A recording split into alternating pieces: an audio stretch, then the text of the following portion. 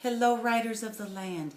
It's our last class. It's our last Sunday together, and I've spent the morning deep in our class and reading and reading and reading, and am continually amazed and humbled, deeply humbled by the courage and authenticity and expertise that you bring to class again and again. And so I just wanted to say thank you. And I feel like we've been on this amazing adventure together, this journey. I mean, we were writing the land, we were reading the land, we were living the land.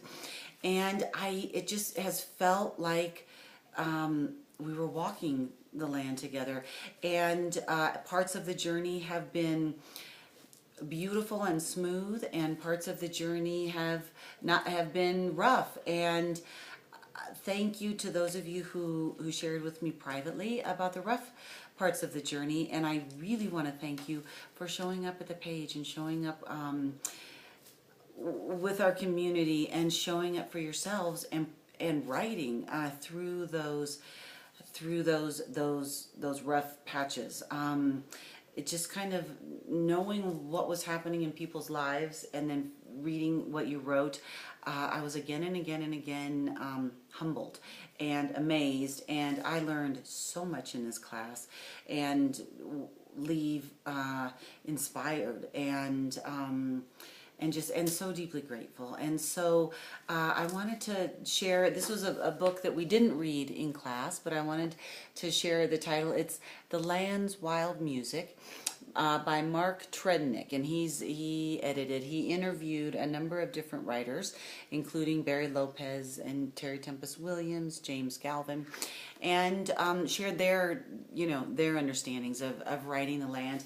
But what struck me and what I wanted to share in our final class is what he writes about this experience. And he writes about his own writing after listening to all these writers and talking with all these writers about writing the land. And he starts it by saying, it's called Catching the Lyric of the Country, and which is the final essay where he brings it all together. And he starts it by saying, I am home.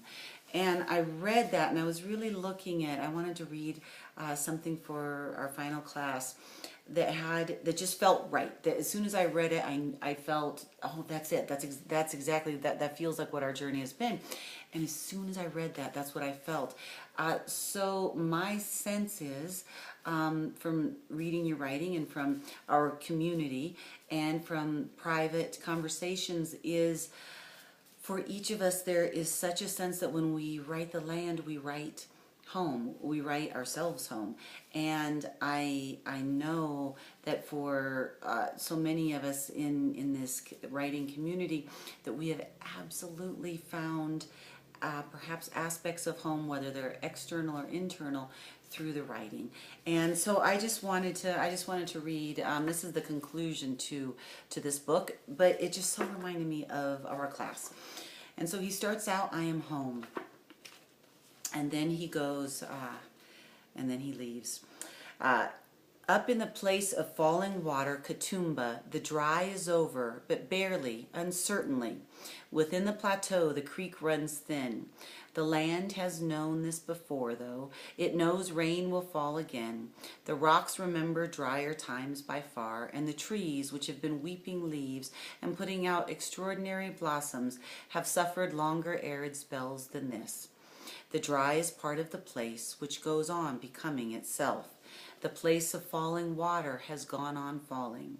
And I, part of it when I am there, and even when I am not, have gone on listening, which is the same thing, and writing. I have followed the phrases that come to mind, as the butcher bird does this morning, as though I did not make them, but heard them, as though they belonged to the place and arrived like the rain out of drought, a wild and necessary music.